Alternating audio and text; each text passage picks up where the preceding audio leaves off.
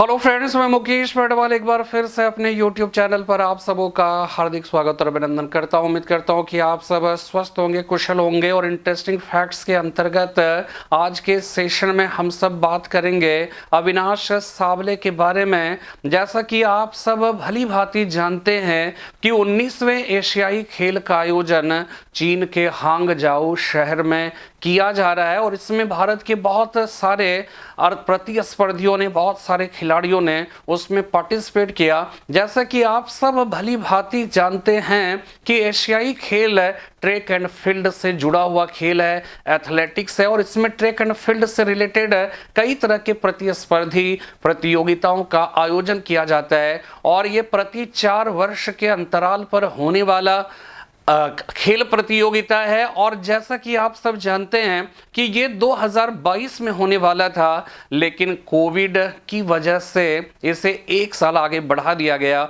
इसलिए 2023 में इसका आयोजन किया गया। जैसा कि आप सबको इस बात की भी जानकारी होगी कि 1951 ईस्वी में सबसे पहली बार एशियाई खेल का आयोजन नई दिल्ली भारत में आयोजित हुआ था। और यहां तक कि अगर हम बात वर्तमान कह सकते हैं एशियाई खेल के बारे में करें तो इसमें बहुत सारी प्रतियोगिताओं में भारत के खिलाड़ियों ने भाग लिया और अब तक शानदार जो विजय की कहानी है, वो गाथा जो है वो जारी है। और उम्मीद करता हूं कि पिछले एशियाई खेल जिसका आयोजन 2018 में इंडोनेशिया में जकार्ता पे हुआ था, पालेमबांग में हुआ था, वहां पर 69 पदक भारत ने जीता था। उम्मीद करता हूं कि इस बार उस रिकॉर्ड को तोड़ दिया जाएगा और अब तक का सबसे बड़ा, सबसे ज्यादा पदक जीतने वाला ये एशियाई खेल हो जाएगा। तो इसी में एक बहुत ही महत्वपूर्ण बात यह घटित हुई कि अविनाश कावले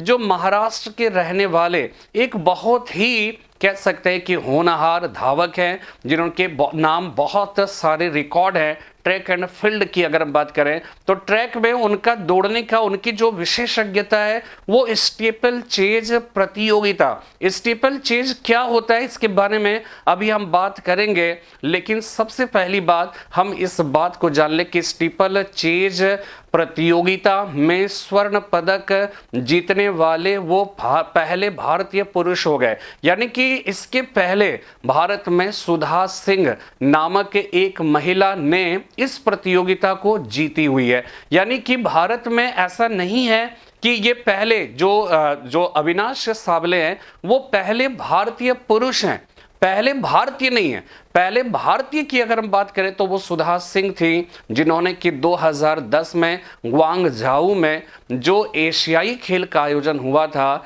वहां पर उन्होंने स्वर्ण पदक जीता।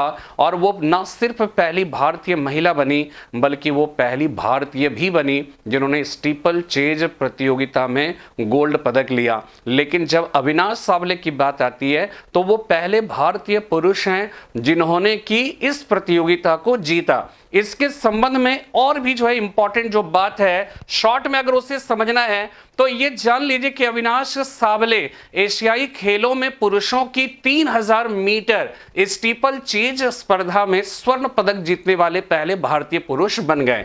यानी कि ये जो स्टीपल चेज प्रतियोगिता होती है वो 3000 मीटर यानी 3 किलोमीटर का होता है, ये ध्यान रखना है। और इसमें टोटल जो है 35 बाधाएं होती है, ठीक है। इसमें 28 बाधाओं में छलांग लगानी पड़ती है और 7 बाधाओं में जल का जो है वो क्या है कि सामना करना पड़ता है। तो ये ध्यान रखना है कि इसमें टोटल 35 बाधाएं, यानी कि एक बार आपने जब स्टार्ट किया दौड़ना या भागना तो इसमें इसके बाद आपको 35 बाधाओं का सफलतापूर्वक क्या करना है कि सामना करना, उस अवरोध को दूर करना, उससे पार पाना है।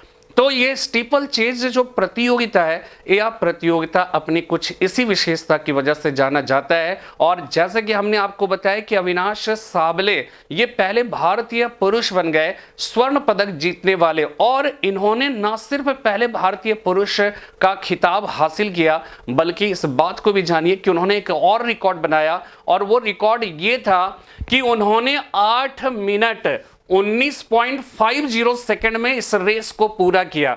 इसके पहले 8 मिनट 22 0.79 सेकंड का रिकॉर्ड था और वह रिकॉर्ड 2018 में जकार्ता खेलों में ईरान के हुसैन केहानी ने बनाया था। यानी कि इन्होंने हुसैन केहानी के रिकॉर्ड को तोड़ा।